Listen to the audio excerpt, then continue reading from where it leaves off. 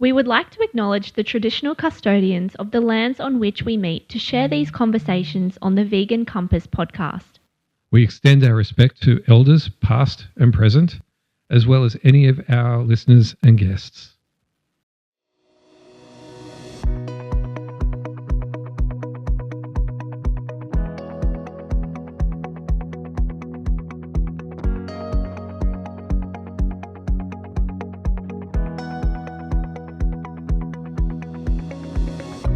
Hello and welcome to the Vegan Compass podcast, unveiling truths, inspiring change. We are your hosts, Rick Allport and Mackenzie Cross. From wherever you're listening, please be sure to like and subscribe to support this podcast. Now to the episode. Hello and welcome back to another episode of the Vegan Compass podcast.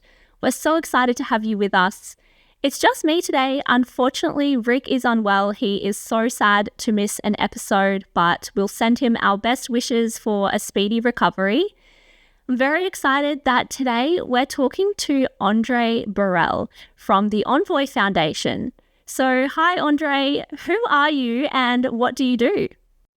Who am I and what do I do? Hello.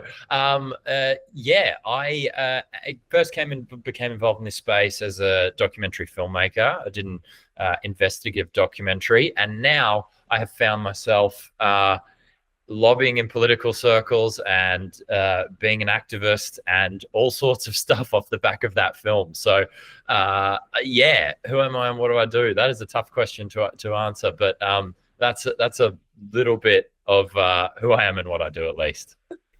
Excellent. And in case people don't know, that documentary was Envoy Cull, correct? Yes, that's correct. So started making that in 2019, came out in 2021, and 2025, now late 2025, still here, still fighting the same thing that I thought might be solved quicker than this, but ignorance is bliss, I guess. Yeah, it's so tough. And it's been a horrific season with the shark nets and drumlines. I grew up on the Sunshine Coast and I've been watching all of your footage that comes out about the entanglements in the shark nets and drumlines. And even the fisheries, there was a shark caught on a drumline who was sadly killed. And I think you guys captured it with drone footage. And that was just off the beach where I grew up. So it really hits home for so many of us to see sharks and marine life treated in this way. But can you share a little bit about where that connection with marine animals and the ocean started for you? Yeah, sure. I think as a documentary filmmaker, as a storyteller, I feel like I should have like a better story for this, like one aha moment where like angels start singing and the light bulb went on and this is where it all happened for me. But in reality, it's not that. It's like hundreds of little moments, seeds planted from when I was a kid, dozens of sliding doors moments through my life that I think led me here. So as a kid, like I loved Jaws. I was never scared of Jaws. I could see it for what it was, which was entertainment. I loved Deep Blue Sea, another shark film. I wouldn't go to an aquarium today, but as a kid, I was taken to an aquarium as a kid, and seeing the sharks swim above you is a cool moment. Like I don't think that's necessarily a justification, but to be honest, that's one of the hundreds of seeds that were planted along the way. Going to the beach as a kid, starting to scuba dive was probably a big one. That was in my mid-20s, and from there, I think all those earlier seeds that were planted started to kind of coalesce, and those sliding doors moments started to happen. When you start scuba diving, you have this conversation over here, you see this thing online over there, and it all just kind of brewed up into this perfect storm in around 2018, 2019, when I really started to understand what these shark nets and drumlines actually are. What are these things we have just off our beach? You grow up around them and you see them out there and you have this vague notion of maybe what they are and that they're there to kind of keep you safe, but you don't really know how they work. All of that came together, and I realized what they were, and my jaw hit the floor. I couldn't believe this happens in a developed country, and I felt I had to do something about it. And I felt my outlet to do that was a investigative documentary on the topic. So yeah, like I said, not the single light bulb moment, aha, this is my purpose in life, I have to do something about this. I think it's just yeah, like I said, lots of sliding doors moments, I think. Yeah, that's totally understandable. My vegan journey was much the same, lots of little puzzle pieces that all came together. But I'm really curious about turning that passion into action. So were you already a documentary filmmaker and then you decided to create this documentary exposing shark nets, or did you really get that passion to get that message out there because of what you saw? Yeah, really good question. So this was my first documentary. I did, though, have a video production company with a buddy of mine. So we were doing just corporate videos, like real estate videos and normal corporate, boring stuff, basically. Not what I don't need to sugarcoat it. Boring stuff. And then I just had this naivety. I touched on it earlier in my intro, ignorance is bliss sometimes. I just had this naivety that how hard can it be to make a documentary? Like, we have all the equipment, we know how to tell stories, we know how to shoot and edit. How hard can it be to make a documentary? So yeah, that is what led to it. I guess me learning what was actually going on, what was happening at my beaches, our beaches, and then just being a bit of an idiot, I guess. Thinking, how hard could this be? Well, it all came together and it all you pulled it off, that's for sure. I mean, you had big names like Ocean Ramsey, Paul de Gelder. I'm sure there are many others that I can't remember. I watched the documentary when it first came out in 2021, so my memory's a bit rusty. But yeah, I remember some of those big names. So yeah, you definitely, put out all the stops to make a really good documentary production. And if people haven't seen it, they definitely should. It's on Netflix, isn't it? It is on Netflix now. Yes, correct. When it first came out, it was on Stand, probably where you saw it, but it's on Netflix now. And yeah, we did get a lot of big names, but that's not on me. I don't feel that's on them and that community, which I'm now a part of. But at the time, I was kind of an outsider. But that whole shark community, ocean conservation community, they're so welcoming and so giving. And it's like you get one person to agree, and then they're just so helpful. They're like, gave us footage, gave us introductions, recommended us to the next person, and then to the next person, and then to the next person. And it just, yeah, I mean, I appreciate your kind words that, yeah, we did have some big names and it did come together really well. But I think that's more on everyone that was working in this space as opposed to me. But I'll take it, and I'm glad we put together, I think, an end product that does their story and their work justice. Yeah. It absolutely does. And it's really good to hear that there is that sense of community and everyone's sharing resources, because ultimately you all have the same goal, ocean conservation and shark protection. So I'm glad that everyone's working together in that space. Yeah. I mean, there's not everyone. There's obviously, as you know, from, other communities, there's always a bit of, infighting and stuff. But broadly speaking, sure, everyone's amazing and everyone's awesome. But yeah, it's really good. And I felt really welcomed and embraced, I guess, that someone was there to tell those stories and elevate what's happening. And yeah, I guess now I feel like I'm sort of one of them. Like, since I didn't just make the film and walked away, I felt like I'm going to see this through till this issue is solved. Again, a bit of naivety mainly, maybe. But yeah, I feel like part of that community now, and that group of people doing really good work. So yeah, it's all thanks to them, really. So since we have you with us and you're an expert in shark nets and drumlines, sadly, we wish we didn't have to know about them. But let's rack your brains and maybe educate everyone in case they're not aware of some of these terms. So for people who've only heard, shark nets and drumlines in passing, can you actually explain what they are and how they function? Yes, absolutely. And I think this is not done enough in a lot of the discourse around drumlines and shark nets and that sort of thing. we don't do this enough. We don't go back to the very, very basics. And I think that's a problem, because I think the vast majority of people do not understand what they are.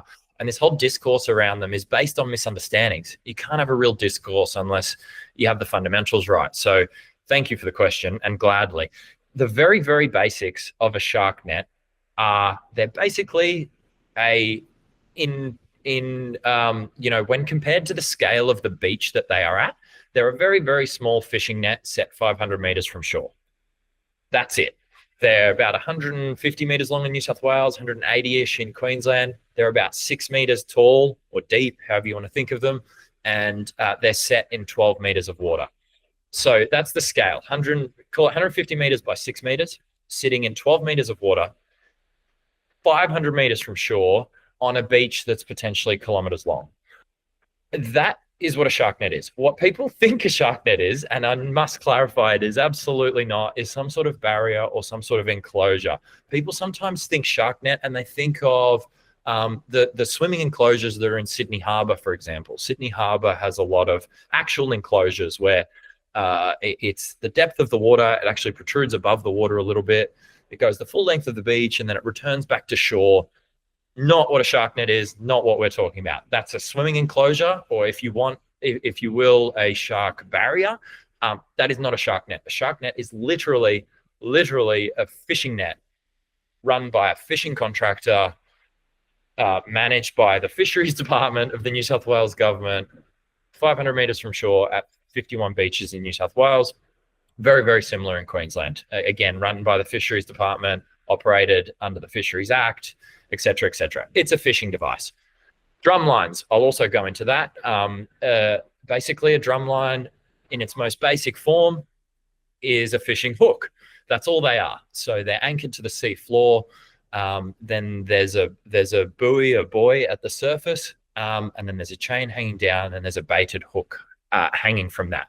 Now, the reason I believe that they're called drumlines is historically, when they were first rolled out in the 1960s in Queensland, the buoy on the surface was an empty like oil drum, which again obviously floats, much like the intent of the buoys there today. So it's that's all it is. It's a big industrial fishing hook hanging off a chain, which is hanging off a float, which is anchored to the seafloor. It's there to attract, bait, catch, and kill sharks. It's as simple as that. So I think a lot of the government language about these programs, and therefore the public perception of these programs, is some sort of safety device or safety program.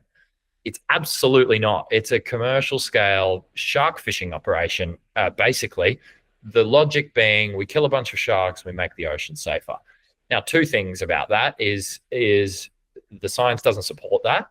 Because these sharks are so highly migratory, killing a shark today at Bondi doesn't make Bondi safer tomorrow, because then new sharks have arrived, and the shark you killed wouldn't have been there tomorrow anyway. Yeah, I can't believe that these shark nets and drum lines are even allowed to exist. It's literally like a piece of, I've seen the diagrams of them like in the ocean, and it literally looks like a tennis net just in the water. And the fact that, you can hit a tennis ball over, you can hit a tennis ball around. Sharks can swim over and sharks can swim around. So it's just absolutely absurd to me that these even have this false pretense of safety for beachgoers. And then the drum lines, you've got meat or some other dead animal on a hook that's attracting sharks to the shore. It's just absolutely absurd. Yeah, you're absolutely right. So the second thing I was going to say before was not only are they basically there to catch and kill sharks, which doesn't actually make beaches safer, they're also extremely bad at doing that. So the bycatch, so that is catch that they're not trying to catch, is about 90%. So the sharks that they want to catch and kill because they think that makes beaches safer is only a tiny portion of what they catch. Most of what they catch is humpback whales, dolphins, turtles, rays, all this other stuff. And your point, this does relate to the point you were making about the bait there. When you catch something you don't mean to catch, dolphin, ray, turtle, whatever it will be, and it's struggling for its life and it's horrific and it's dying. That's attracting sharks in for an easy feed, as are drumlines, because they're a hook hanging there with a piece baited with a piece of dead animal. And that is also a shark attractant. Obviously, sharks are going to be attracted to those smells. So you've got a program that, they say is a safety program. They say it's there to protect people. But what you've actually got is essentially a near-shore commercial fishing program at our beaches that attracts sharks in for an easy feed rather than keeping them away. Or just letting them go on their merry way, Yeah, exactly right. And don't get me wrong, we can still make beaches safer in a much, much smarter way. For example, drones. Drones are way more effective at spotting a shark, and then surf lifesavers can make, response decisions about, okay, what species is it? How close is it to shore? Should we shut the beach? Should we not? That all makes perfect sense. So it doesn't have to be enter the ocean at your own risk, every man for himself type thing. There are smart things that we can do that would actually raise the safety levels that don't involve running this massive multi-million dollar a year fishing program on, the taxpayer's dime that doesn't even make beaches safer. It's really there. And I know that what the next question is, why is it there then, is what I assume most people ask. And it's because it's not there to protect beachgoers. It's there to protect politicians. Politicians like having something they can point at and say, when a shark bite does happen, because they do, they like having something to point at, to say we were doing something about it. And what they even more like is something that's been around for a long time that they can point at and say, see, we were doing something, and it wasn't my decision to put it in place. It's been around since the 1930s or the 1960s, so don't blame me. Hey everyone, a quick break to tell you about an event you absolutely won't want to miss. The Animal Rights Forum is back in 2026, the nation's premier animal protection conference that's been uniting advocates since 2009. The two-day conference is on the 21st and 22nd of February at the Sydney Masonic Centre. Expect an inspiring weekend of workshops, panels and presentations from leading animal rights activists and organisations. The Animal Justice Awards ceremony is happening on the Saturday night, where we'll be presenting 7 award categories and $32,000 in grants. For all the details and tickets, head to the link in our show notes. I want to touch a little bit later on some of the non-lethal alternatives and also some of the government barriers to removing these devices. But I just want to stay on the issues with shark nets and drumlines for a minute longer. You've done a lot of surveillance and research of beaches across Australia and the fatalities at shark nets and drumlines. So you touched on bycatch, but I guess in a summary, what are the biggest problems that you see with these shark nets and drumlines?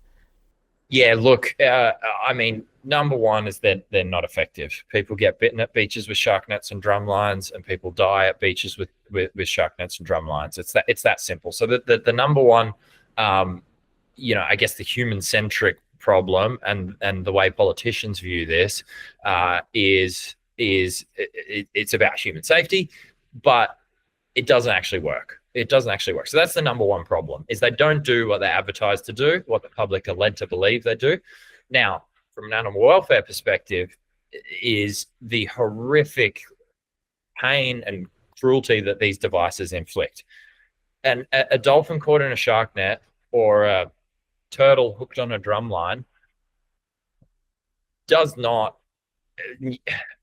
look, without getting too graphic on this, it's not a nice way to go. It's not quick and it's not pleasant. They can be struggling for hours, sometimes days, because this equipment is not monitored in any sort of way. I mean, we do. We monitor the equipment and report entanglements. The actual government doesn't monitor this equipment. The contractor just goes out, as in the shark net contractor, the person who has won the contract to place these devices and kill these animals in each region. They, they only go out every 48 hours-ish. Sometimes it's a bit less, sometimes it's a bit more, to check these devices. And by that time, most animals that have been hooked and caught were not for our monitoring are dead, and they have not gone in a pleasant way. Another problem, I've already touched on this one, so I won't go too deep into it again, is those dead, dying, decaying animals then actually make beaches more dangerous because they're a shark attractant. You can then go into all sorts of other issues. From a tourism perspective, if you want to make this about economics or business, the reputational harm that we're doing to Australia by entangling these animals and having these images of dead, dying animals beamed around the world at our beaches, that's no good. There's just so many issues with them. And the thing, again, to bring it full circle, the most frustrating thing about all these issues is they're all for nothing. They're all for no safety improvement, no benefit to the beachgoer. That's the really, really frustrating part, is it's all for nothing. Like with a lot of other issues in, when it comes to animal rights and veganism, it's not warranted, but it's for a meal. Obviously you don't need it. It's completely unnecessary, but it's for something, whereas this is quite literally for nothing, other than to cover some politicians' backsides. So it's almost more, it feels more wasteful. It feels more horrible, more cruel, more all for, what are we doing this for? Yeah, I can really understand that. I kind of have goosebumps because it's just, when you realize what humans have done to animals, to wildlife, it's just incomprehensible.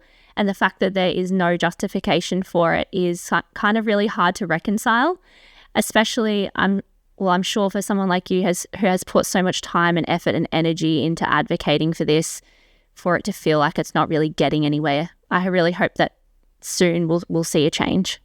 The tide is turning, not to be too downbeat about it, but yeah, we haven't for nearly 5 years of and counting of being really active in this space. It's kind of there hasn't been any meaningful legislative change yet, but there's other change. There's change that will lead to the legislative change. There's such a change in public opinion. There's so much more awareness about what these programs are, what these devices are, what they actually do, the harm they inflict. So there is change, just not at a legislative level. Legislative level yet.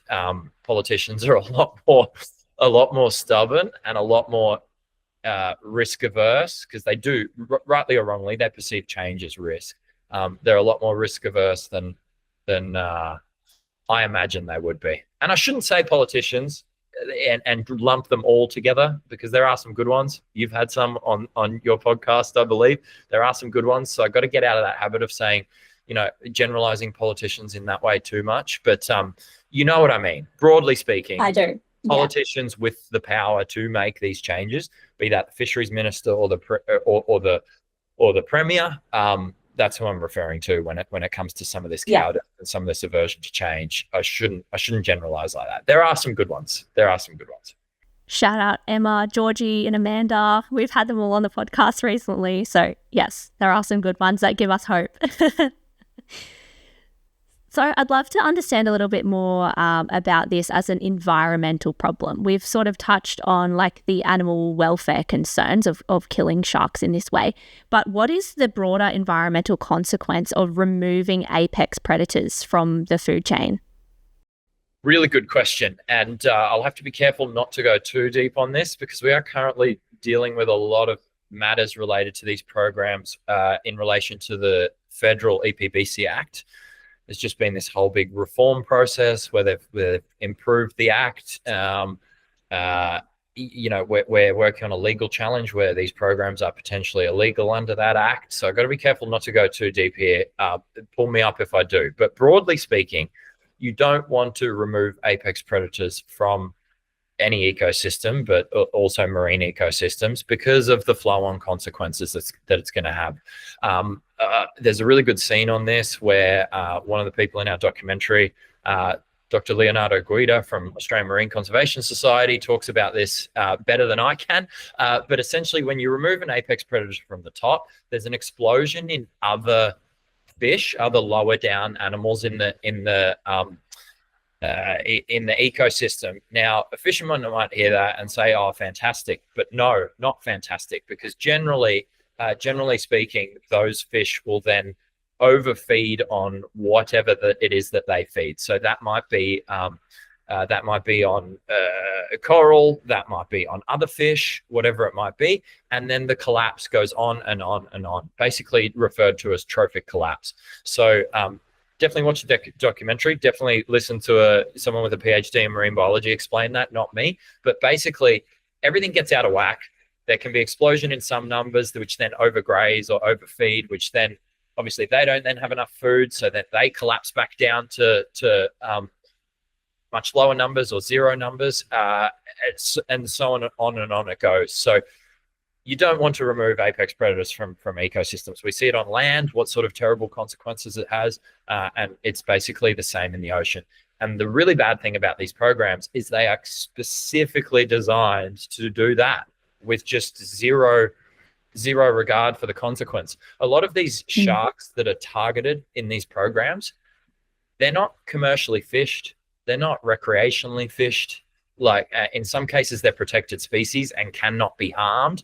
But these programs literally set out to target them. They're on a target list. They set out to target them. They set out to kill as many of them as they possibly can catch, which is insanity.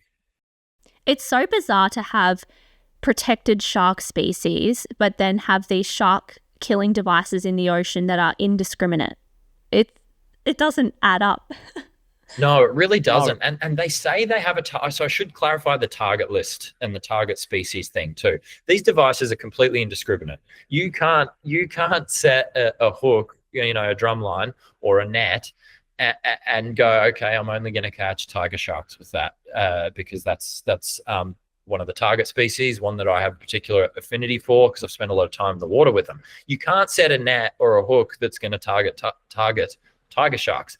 It's not possible. It's literally Senator Peter Whish-Wilson from the Greens refers to these devices as weapons of mass destruction because that's what they are. You cannot control what they're going to catch, be it a tiger shark, which the government might perceive as dangerous, be it a grey nurse shark, which the government considers to be harmless and protected, or be it a dolphin, or be it a ray, or be it a turtle, or be it a humpback whale. You can't control what they're going to catch. They just put there, and it's basically a kill everything and hope maybe possibly you killed a shark that maybe would have bitten someone one day. That's basically the theory. In terms of probability and statistics, it's just ridiculous. Absolutely ridiculous. It is insane.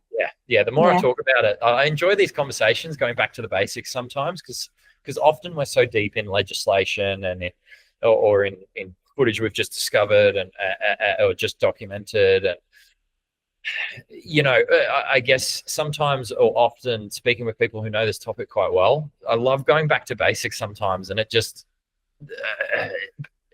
it's nice to go back to basics, but it also blows my mind every time I re-explain it. I'm like, are we still having this discussion? This is so obvious. Absolutely. So let's sort of spin it on a more positive side of the coin. So you touched on there are some great non-lethal alternatives. Talk us through those and how we can promote swimmer safety without setting out to kill ocean animals. Absolutely. So, look, the first thing I'll say here is there's a whole bunch of solutions, a whole bunch of ways that we can keep people safer, either avoid them getting bitten in the first place, or if they are bitten, reduce injuries and reduce fatalities, because we cannot domesticate the ocean. There's a whole heap of them, but there is not one silver bullet. I can't just come on here and say, okay, this is the solution. This is how we solve this issue in Australia. Unfortunately, it is more nuanced and complex than that. Some beaches, some solutions work where others don't. Other beaches, different solutions work. It is complex and is nuanced, which is part of the challenge of this campaign, which is kill a bunch of sharks, is really simple messaging. Like, it's not complex and it's not nuanced. Whereas the solutions that will actually keep people safe are. So I'll give a few examples. Drone surveillance, fantastic. Literally just had a report come out, Queensland government's own report, sharing the statistics of their 4-year drone trial. Everything in their shows and all the headlines off the back of this report basically show drones are far superior than nets or drumlines. They spot more sharks, spot more dangerous sharks than nets or drumlines will catch and kill in the same region at the same time in the same conditions. Drones outperform nets and drumlines. End of story. Not really up for debate. However, this is where the nuance comes in. Drones are not suitable from sort of central Queensland up because the water quality becomes too bad. Drones rely on relatively clear water to spot these sharks. So fantastic for southern Queensland, the sort of southern half of Queensland. Fantastic for New South Wales. Not so good for North Queensland. What do you do in North Queensland then? Shark barriers. So what people think shark nets are, an actual physical enclosure to keep swimmers in here, sharks out there, but it's a physical rigid barrier. It doesn't entangle or kill anything. It's just an exclusion device, an exclusion zone. What you might picture when you think of Sydney Harbour and some of the places where people swim in there. Sorry, out of curiosity, I lived in Townsville for 5 years, and we're all very accustomed to swimming in the stinger nets in stinger season. So I guess these shark barriers is just a bigger version of a stinger net. Correct. And our position actually is stinger nets are also a shark barrier, really. Like stinger nets, for those who, I know you know them well, but for the audience, they're tiny, tiny, tiny little mesh barrier, almost like fly screen, like really tiny, because the stingers that you're concerned about in North and Central Queensland, they're very, very small. So the mesh on those nets is tiny, too small to entangle anything. It's literally just there as a physical barrier. So our position, and we've actually had this discussion with Queensland government, is, hey, in Central and North Queensland, you already have stinger nets. Why don't you just rebrand them? Why don't you just give them a bit of a new messaging, some new signage, position them as, marine safety enclosures or stinger/shark nets or something like that. Give them a bit of a facelift, give them a bit of a rebrand. Sure, if you want to make them a bit bigger, you could do that as well. But you essentially have a shark enclosure there, a swimming enclosure, a shark barrier there already. It's only used half of the year. Why don't you give them a bit of a rebrand, and why don't you put them in year round? And there's your beach safety considerations sorted for half the state ish. Do we really have to point out the obvious to them though? Like, it's just ridiculous. But this is the thing. This is how intent they are on just going and killing a bunch of sharks. They'll find any reason why that's not a good solution. You won't believe this, how stupid this is, but this was genuinely their justification for not doing that. No, we don't think that's a good idea, because here's a news article from like 2017 where a croc got into a stinger net or something to that effect. It was a croc or it was a small shark or something like that had gotten in. So one time you have one animal get inside a net, and they dismiss the whole idea of, no, we can't use barriers, and definitely not stinger nets as barriers in Central North Queensland, because one time one thing got in there. When their current approach in North Queensland, there's not many nets. The furthest north nets are is Mackay. Beyond that, it's all drumlines, where really that makes zero logical sense, because drumlines are not creating an exclusion zone either.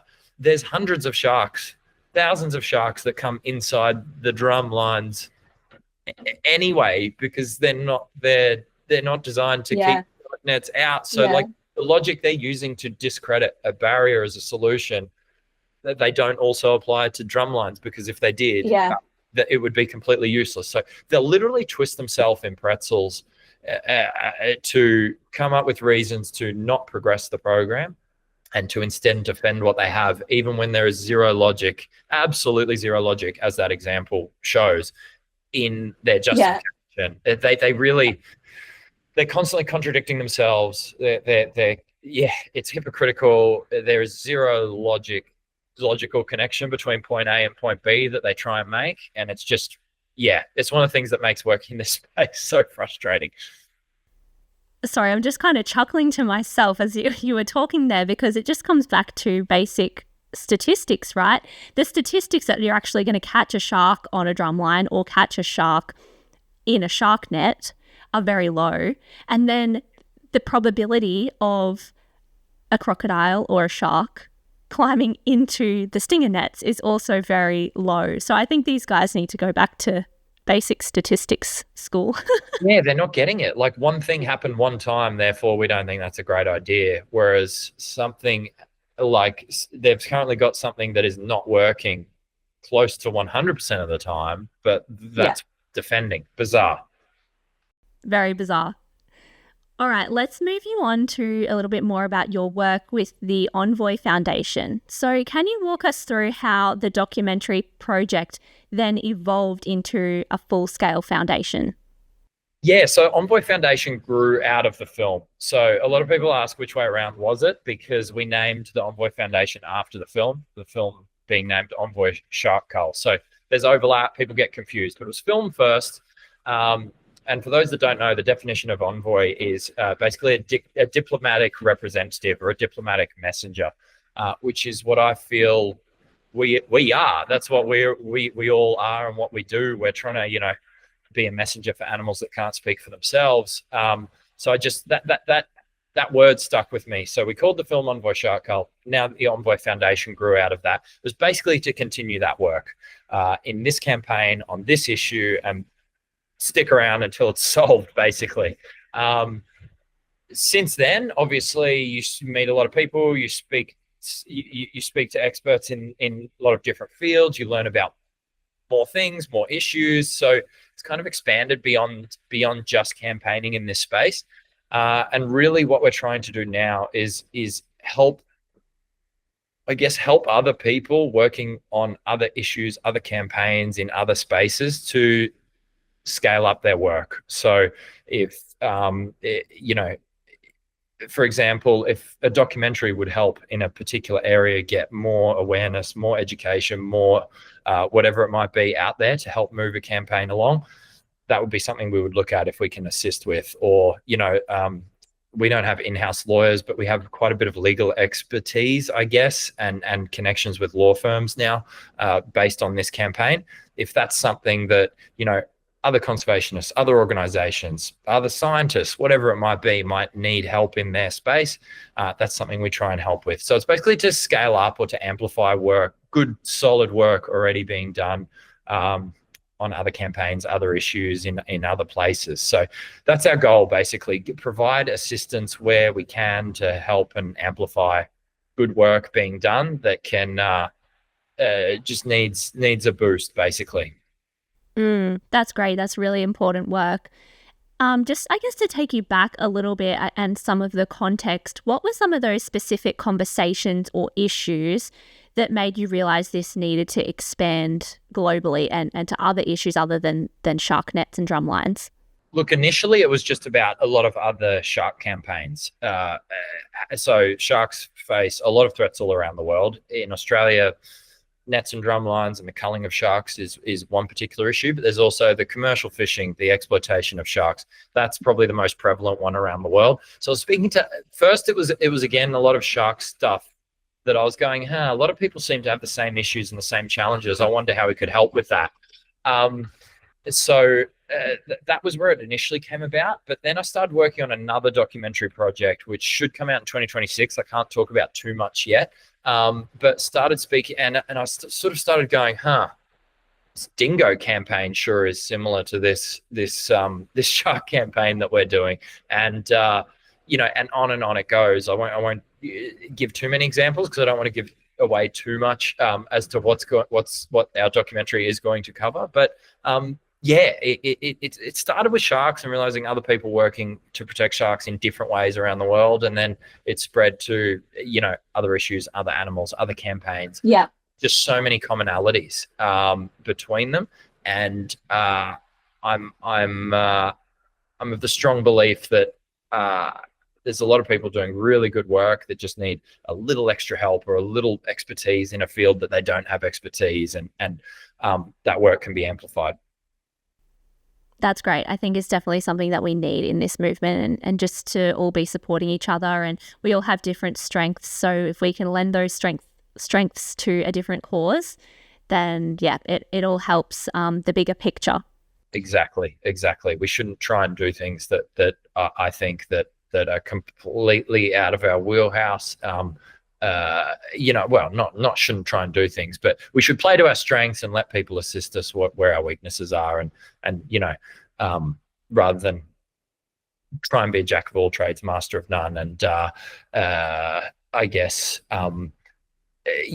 leave something on the table that could be done better just because it's your weakness and you don't want to admit that. I think we should admit that. We should admit what we're great at, admit what we're not great at, and seek help at what we're not great at. A good message. I stand by that as well. So doing this work can be quite emotionally draining and confronting with some of the, animal cruelty that you would have to witness. So what keeps you grounded and motivated to keep fighting? That is a really good question, and you'd probably get a different answer week to week or month to month, depending on or what we've just been through, what I've just been through, what I've just been working on. So as at right now, sitting here and answering that question, I think some of the things I try and do to keep to not get into too dark a place with this work is, I try and meditate regularly, I try and exercise regularly, I try and do all that sort of stuff that I guess you hear that advice generally speaking for a lot of people in life or in their career or whatever it may be, but I think it's especially important here.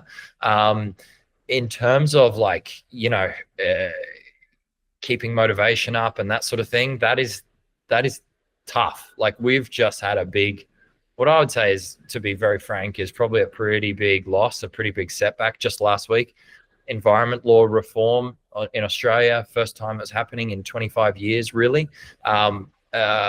We were hoping to have the exemption that allows these programs to run closed.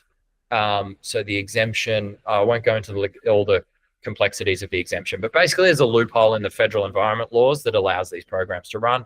We were hoping to have that closed. We thought it was an absolute no-brainer that it would be closed because it's a loophole that's been in place for 25 years. That has served its purpose. We thought it was pretty obvious to close it. A lot of organizations shared our view and were lobbying for the same thing. Didn't happen. There's a lot of other things that I guess you would call progress in this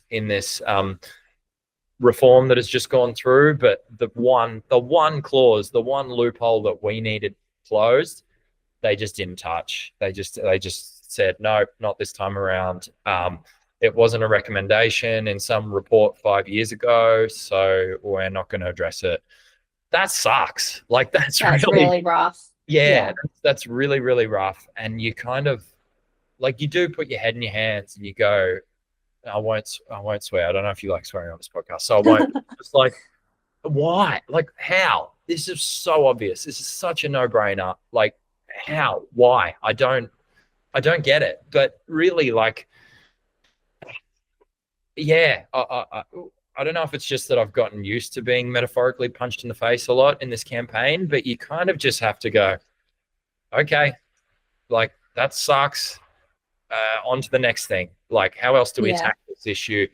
You just have to keep moving, I think. Momentum is such a big thing in life and also in campaigning. You just got to keep going. Keep the momentum going. Keep trying. Because I think it is important to take breaks, don't get me wrong. However, keeping going at something is much easier than stopping and starting again. So, I guess I don't know if that really answered your question, but I guess just keep going. Don't give up, because really that's the only other alternative. And I don't much like the sound of that. Yeah, I think that's what it comes down to, right? If we all just give up, then we know for certain that absolutely nothing's going to change. So you're not alone. We all in the animal rights movement and vegan movement have come up against resistance of some kind, but we know that we're on the right side of history. We know that we're all standing for animals and what is right for their protection, for their rights. And we just have to keep going no matter how many times we get gut punched. Yeah, I agree. And look, at the end of the day, I also remind myself, to be honest, sometimes I realize that as much as this campaign sucks and you're fighting very, very stubborn politicians and blah, blah, blah, blah, and it's still, how do I put this the right way? It's still a easy-ish campaign. You're doing compared to others. Like I'm not breaking into slaughterhouses to get super powerful footage and getting thrown in jail. Like there's a lot of people doing a lot more badass stuff, putting themselves at a lot more risk, seeing, equally or more messed up stuff than me. So I also find that helps, is like just being like, come on, man, you don't have it that bad. Like there's a lot of people doing, and we shouldn't compare. But that helps me too, is a kind of myself a little slap and go, come on, a lot of your work's from behind a laptop. Obviously not all of it. A lot of it's in the water. A lot of it's from a drone. A lot of it is seeing some horrific stuff, but I kind of have to give myself a tune up and go, come on, a lot of your work's behind a laptop. You're not, getting thrown in a jail cell for exposing something in that way. So that helps me, is kind of look at the people I respect that do really, really cool, really, really badass, really, really important stuff. And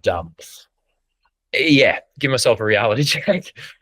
I think it's really important that we have our idols and the people that we look up to in the movement, because it kind of reinvigorates us and inspires us to keep going. I've been learning a lot about Christine Townend. She passed away earlier this year, sadly, but she was like the founder of the animal liberation movement in Australia. I think it was in the 70s.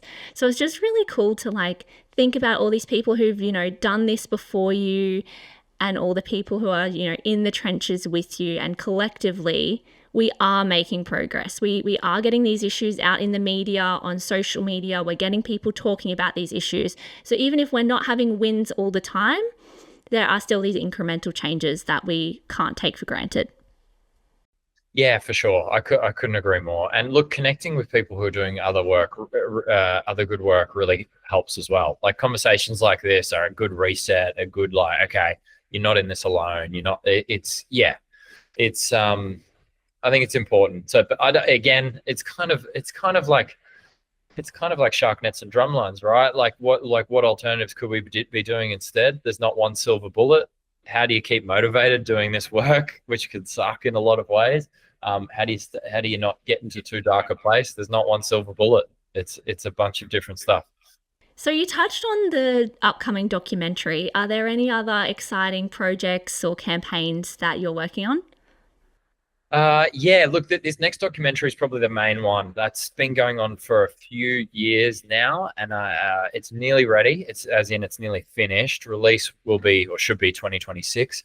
I can't give away too much, but it's going to be basically a 3-episode limited series rather than a single film this time, touching on 3 different aspects related to natural history in Australia, the natural world, the environment, animals. And I think it's really special. I think it's come together really well.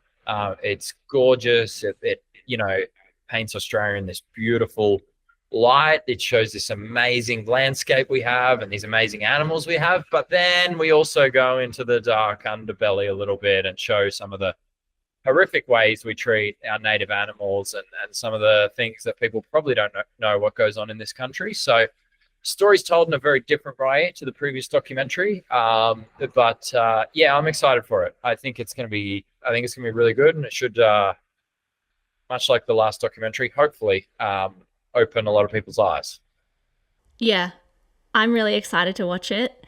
And I think we're going to have to get you back on for another episode once the documentary comes out so we can talk about that. And also, you're doing some amazing work with the Norwegian Whale Reserve. Did I get the name right? Yeah, well, you did get the name right, but we recently just changed it to Nordic Whale Reserve. So you got it right. But we've very recently changed it. So doing some cool stuff there as well. Happy to come back on and chat about that. But look, in short, trying to find a home for all these belugas and orcas that are stuck in swimming pools around the world, basically. Very, very small concrete tanks at aquariums, horrific conditions, and absolutely no plan as to what to do with these animals beyond that, even for marine parks that are closing. So through various connections, long story, working on a project in Norway to try and create a massive reserve for these animals to move to and out of the just deplorable conditions that they're actually in. that's a whole nother complicated long story. So that's the short version. We're happy to do the long version another day for sure. Perfect. Yes, we'll definitely get you back. So if listeners can remember one thing from this episode, what would you want that to be? Don't trust the government with your safety at the beach, because the government is not interested in your safety at the beach. They're interested in covering their own ass and their own safety, politically speaking. So, know that when you're entering the ocean, it's a wilderness. It's the same as walking into a savanna or onto the Serengeti. There's a very, very, very, very, very minuscule likelihood that you'll encounter a shark. But if you do, know how to handle that situation yourself, and don't expect a shark net or a drumline to help you, because that's not what they're there for. Not for your safety. They're there for political safety. Very well rounded out. And I think that's a nice way to end the episode. So if you could just tell people where they can find you for more information, and we'll put all the links in the show notes. Yeah, absolutely. So Envoy Foundation website is envoy.foundation. You can find us on Instagram at either Envoy Film, which is the documentary account, or Envoy Foundation, which is a foundation account. We're on YouTube, we're on all the places. So come check us out. But probably the best thing to do if you're interested in our work, I would say, would be to go to the website, sign up to our newsletter. We publish a regular newsletter. We do quite deep dives on a lot of these topics that we've discussed today. Stay on top of our work, stay up to date with our work. Also go to change.org. I'm giving quite a long list of people, of homework to people. Go to change.org/no shark cull. That's our petition. It's got 165,000 signatures already. Add your name to that. You'll also get updates from that as well. Come and join the fight against shark culling in Australia, because it is horrible. It's cruel. It's just a pointless, huge amount of animal suffering and animal death, and it doesn't even work. So don't even know why we're having this conversation. It should be done and dusted by now, but it's not. So come and join us and come and help us. Well, thank you so much for your time, Andre. It's been amazing to talk to you in this episode. You have an absolute wealth of knowledge in the shark nets and drumlines and shark killing space. It's so sad that someone even has to be an expert in all of this horrible stuff that goes on. As you said, it's needless, absolutely needless. But nonetheless, we really appreciate your time, and I'm sure our listeners will have lots of insights to take away. So thank you for tuning in, and we'll see you in our next episode. Thanks for listening to the Vegan Compass podcast, unveiling truths, inspiring change. Be sure to follow us on social media at @thevegancompass_podcast. See you next time.